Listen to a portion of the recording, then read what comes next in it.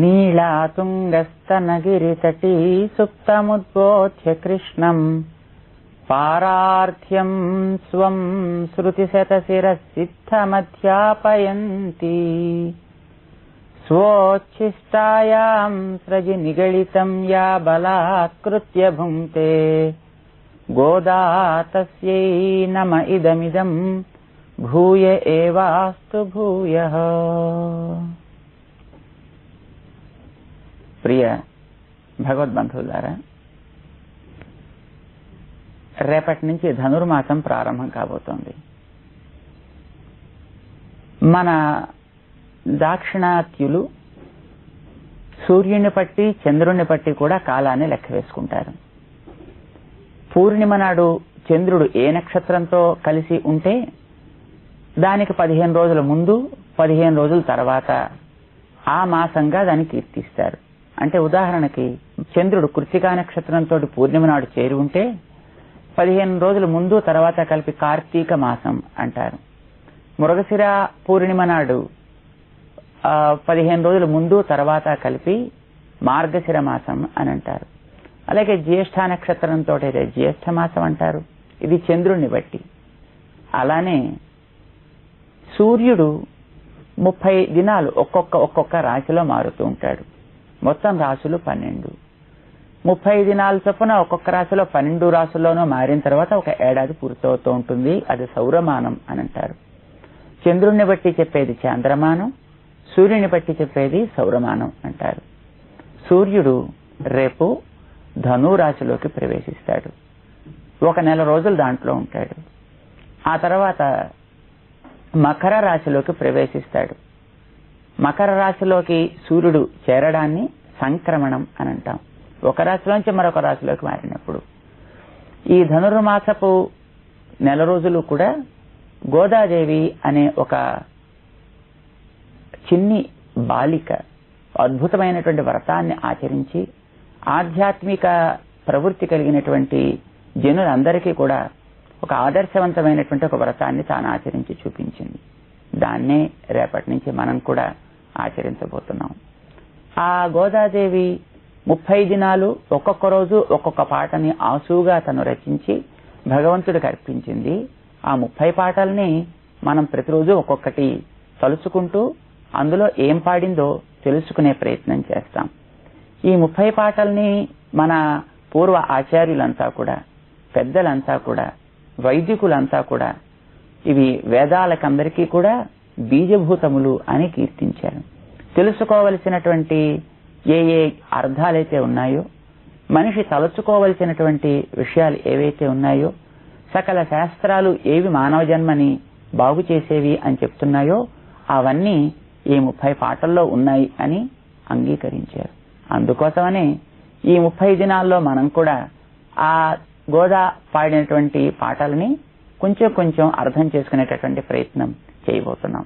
ఎవరి గోదా, ఎందుకు ఈ 30 పాటలు పాడింది, ఎందుకోసం మనం వాటిని కూడా పాడుకోవడం అవసరం అనేది కొంచెం తెలుసుకుందాం. గోదాదేవి దక్షిణ భారతదేశంలో శ్రీవిల్లిపుత్తూరు అనే పట్టణంలో తులసి మాలికల వనంలో తాను అవతరించింది. ఆ ఊరిలో వటపత్రశాయి యొక్క దివ్య మందిరం ఉంది. విష్ణు చిత్తులు ఆ తులసి వనాన్ని పెంచుతూ మాలికలు కట్టి భగవంతుడికి అర్పించేవారు. వారికి లభించింది ఈ గోదాదేవి. బాలిక తులసి వనంలో లభించడం చేత ఆమెకు మాలిక అని పేరు పెట్టారాయన.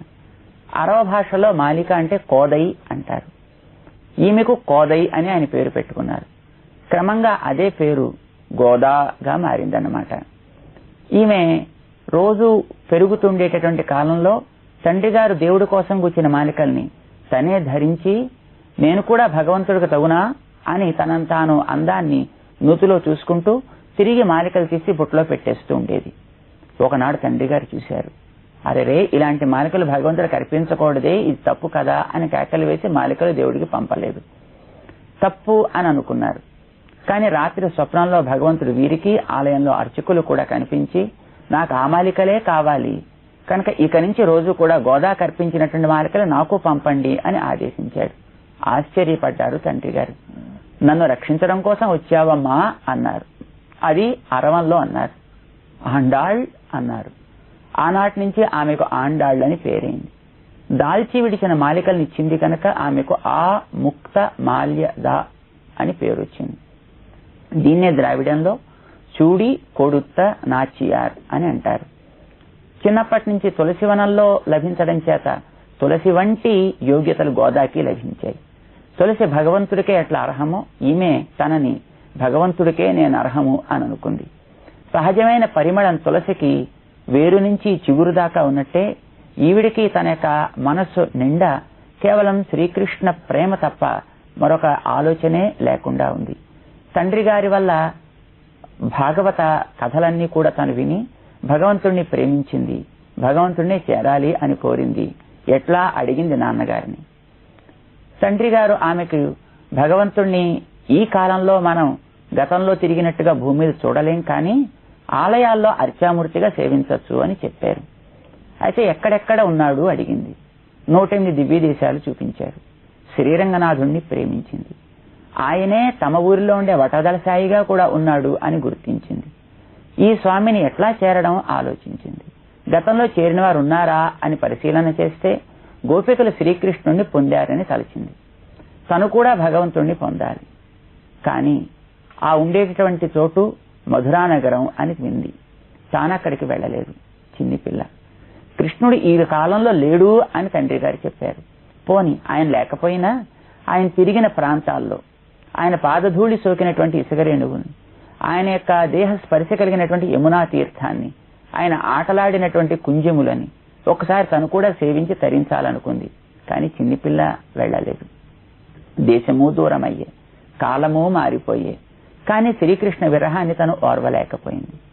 అలా విరహాన్ని పొంది ఓర్చిన వారెవరైనా ఉన్నారా అడిగింది తండ్రి గారిని.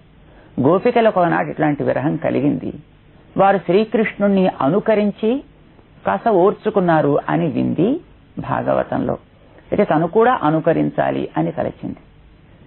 తను బ్రాహ్మణ స్త్రీ అయినప్పటికీ కూడా ఆనాడు శ్రీకృష్ణుడు కేవలము అభము శుభము తెలియనటువంటి కుడి ఎడమలకి తేడా తెలియనటువంటి ఆ గోపికలందరినీ కూడా అనుగ్రహించాడు అని వినగానే జాతి ప్రయుక్తమైనటువంటి అహంకారం కానీ గర్వం కానీ భగవద్ అనుగ్రహాన్ని అందించలేవు అని, అవి ఎవరిలో లేకుండా ఉంటాయో వారిని మాత్రమే భగవంతుడు అనుగ్రహిస్తాడు అని విన్నటువంటి గోదాదేవి తను కూడా ఒక గోపెమ్మగా తనని భావించుకుంది.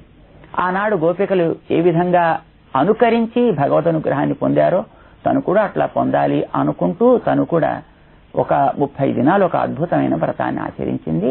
ఆ వ్రతమే ధనుర్మాస వ్రతం. దాన్ని తిరుప్పావై వ్రతం అంటారు. దీన్ని స్నాన వ్రతం అని కూడా అంటారు. దాన్ని మనం రేపటి నుంచి ఆచరించబోతున్నాం.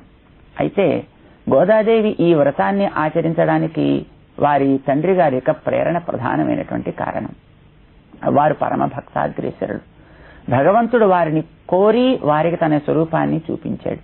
అయితే వారు ఆ భగవంతుడి యొక్క సౌందర్యాన్ని, సౌకుమార్యాన్ని, వేదాల్లో ఉండే ఆయన కళ్యాణ గుణ సంపదని తెలుసుకున్నవారు కావడం చేత అలాంటి భగవంతుడు క్షుద్రులైనటువంటి మానవుల కంటపడినట్టయితే ఆయన సౌందర్యానికి ఎక్కడ దృష్టి తగులుతుందో అని భయంతో కనిపించొద్దు అని భగవంతుడికి మంగళం పాడినటువంటి పరమభక్త శిఖామణి.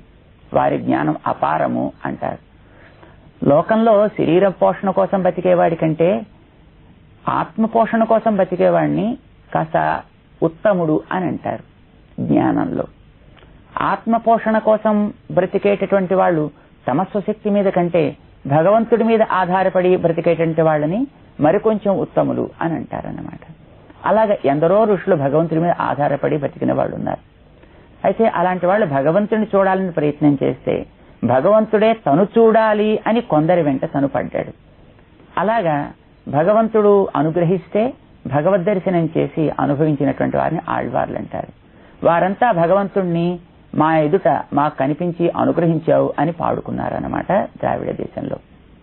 అలాంటి ఆళ్వార్లలో ఉత్తములు మన విష్ణు చిత్తులు అని అంటారు. ఎందుకోసం అంటే మిగతా వారు భగవంతుని చూడాలి రావాలి అని వారు కోరితే భగవంతుడు కోరి వస్తే నువ్వు కనిపించకుండా నీ అందానికి భంగం కలగకుండా ఉండు, మేమేమైనా పర్వాలేదు అని తలిచిన వారు కనుక విష్ణు చిత్తులు భగవత్ ప్రేమలో మిగిలిన వారందరికంటే వారు చాలా గొప్పవారైతే వారి కుమార్తె అయినటువంటి ఈ గోదాదేవి వారికంటే భగవత్ ప్రేమలో మిన్న అంటారు.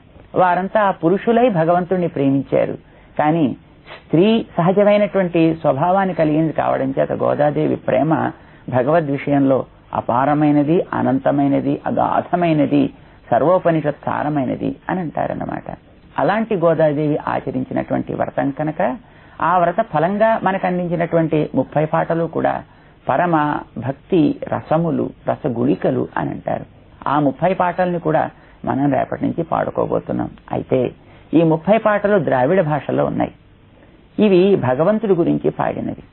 భగవంతుడి గురించి పాడటానికి భాష ఆటంకం ఇప్పుడు కాదు. ఎందుకంటే మొదట భగవంతుణ్ణి చూసినటువంటి మహానుభావులు ఒక్కొక్కరు తమ తమకి ఏ భాష ఆ ప్రాంతంలో చెల్లుబాటు అవుతోందో అలవాటో దాంట్లో పాడతారు.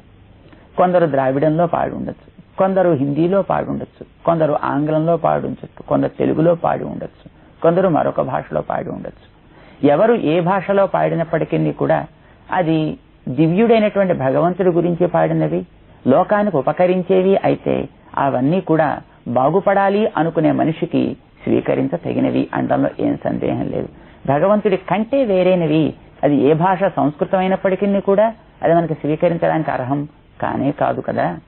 కనుక సంస్కృతము లేక అది అరవమా, లేక అది తెలుగా, లేక మరొక భాష అనేటటువంటి భాషా ప్రయుక్తమైనటువంటి ఆటంకం కాక అది ఏ విషయాన్ని మనకు అందించేది అనేది చాలా ప్రధానం.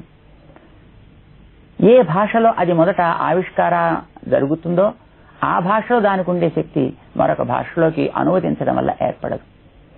మొదట భగవంతుణ్ణి దర్శించినటువంటి అనుభవం లోపల నిండినప్పుడు పాడినటువంటి వ్యక్తి తెలుగులో పాడితే దాన్ని ఇతర భాషలోకి అనువదిస్తే దాంట్లో ఉండేటువంటి శక్తి మనకి దాంట్లో లభించదు. వ్యాఖ్యాన రూపంలో దాన్ని ఎంతైనా మనం వివరించుకోవచ్చుగాక, కానీ సహజంగా అందులో ఉండేటువంటి ఒక శక్తి అద్భుతము, అనంతము అనడంలో ఏం సందేహం లేదు. దానికి ఉండేటటువంటి యోగ్యత చాలా గొప్పదవుతుంది.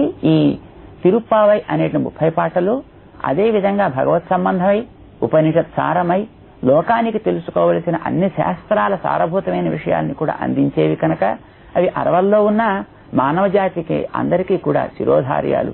ఆధ్యాత్మిక లోకమంతా ఈ పాటల్ని నాయకమ్మణిగా దీన్ని తమ యొక్క గ్రంథాల్లో మొదట అనుసంధానం చేస్తుంటారు.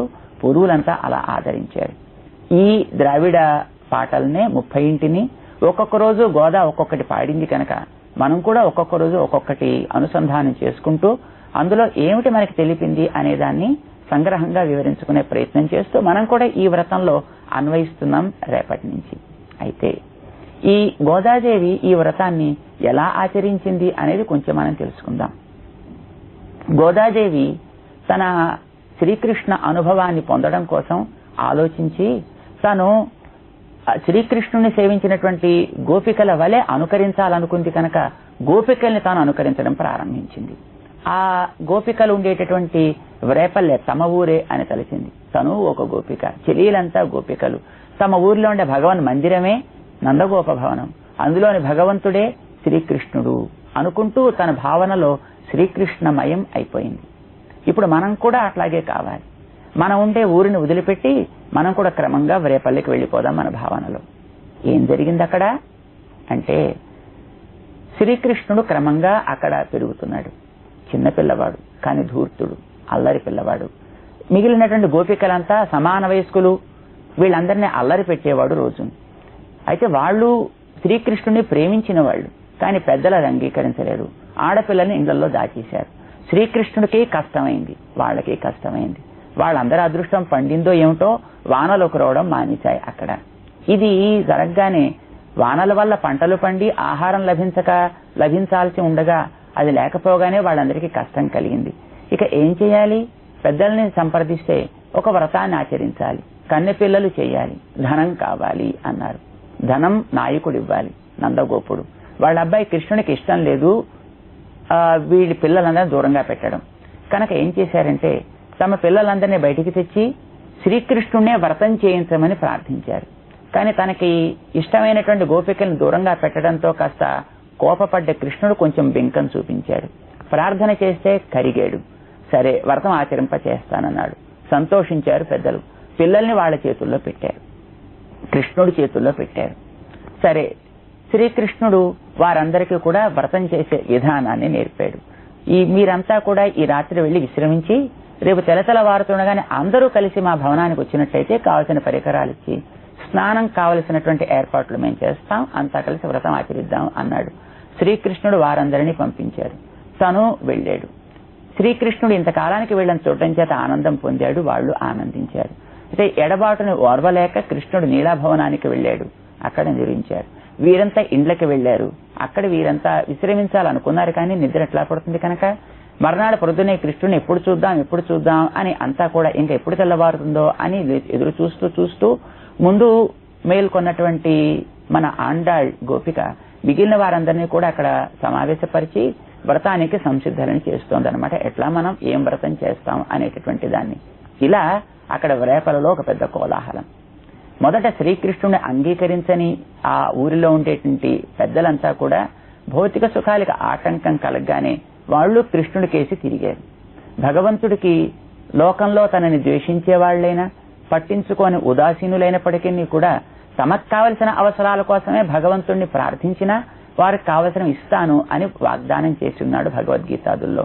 సంపద కోరినా, పదవి కోరినా, సంతానం కోరినా, ఆరోగ్యం కోరినా, ఇతరమైనటువంటి ఏ సుఖాలు కోరినా తనని కోరినట్టయితే తప్పకుండా వాటిని ఇవ్వడంలో ఏం సంశయం లేదు అని భగవద్గీతలో చేసిన వాగ్దానాన్ని అనుసరించి ఆనాడు రేపలలో వారు చేసినటువంటి వ్రతానికి అనుకూలంగా ఆ పిల్లలందు అనుగ్రహం చేత ఆ ఊరి వారందరికీ కావలసిన సంపదలనిచ్చి సుఖింపచేశాడు.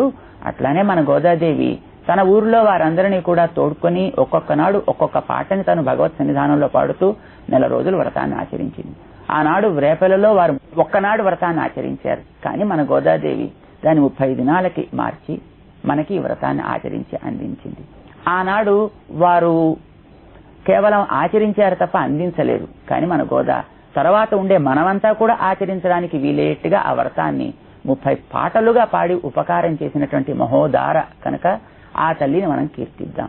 మన దక్షిణ భారతానికి చెందినటువంటి భగవద్ రామానుజుల వారి శిష్యులైనటువంటి పరాశర భట్టారకులు మన గోదాదేవిని స్తుతిస్తూ చెప్పిన ఒక అద్భుతమైనటువంటి శ్లోకంలో ఆమె చేసినటువంటి ఉపకారాన్ని కీర్తించారు. ఈ మానవ జాతికి అందరికీ ఆమె చేసినటువంటి ఉపకారం అత్యాశ్చర్యకరమైనది. ఏం చేసింది ఆమె అంటే 3 పనులు చేసింది మన గోద.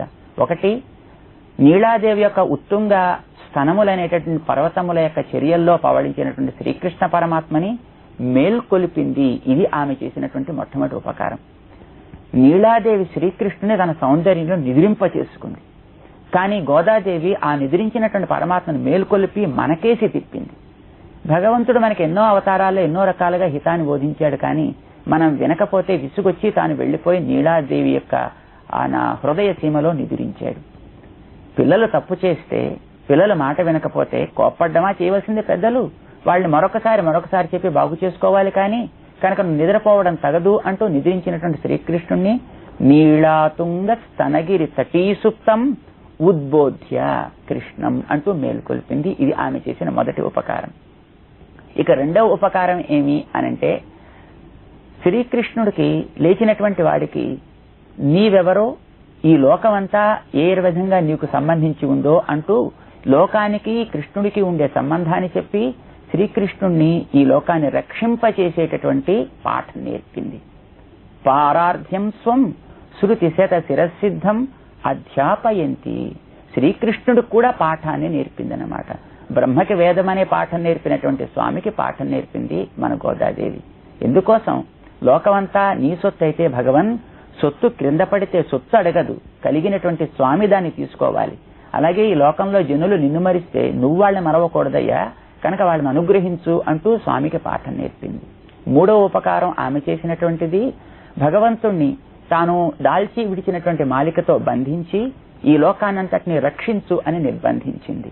తన యొక్క వాంగ్మాలికతోటి భగవంతుణ్ణి ఆ పాటల్లో కట్టిపెట్టి మనందరినీ అనుగ్రహించింది.